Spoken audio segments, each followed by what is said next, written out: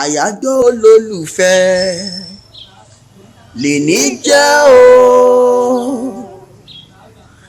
àyájọ́ olólùfẹ́ MJT lèní jẹ́ o.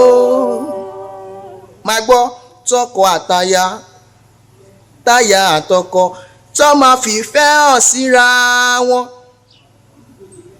ṣẹ̀rí wọ́n á ṣeré lọ́kọ láya wọ́n á tún fẹ́ bùn ránṣẹ́. ṣẹ́rí ẹ̀bùn tó ń bẹ níbẹ̀ gangan ìyẹn làmì ìfẹ́ tó fi hàn síra wọn.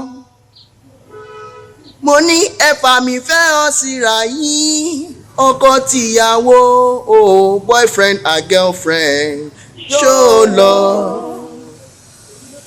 fiancé lọ́kọ tìyàwó show love.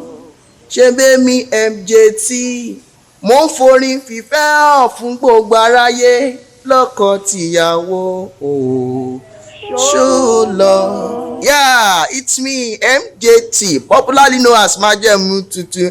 I'm just giving you guys the songs. Mo kàn fún yín bóyá lọ́fẹ̀ẹ́ mo fi entertain yín ẹ lọ́ máa fìfẹ́ hàn síra yín lọ́kọ tìyàwó show love. I love you guys.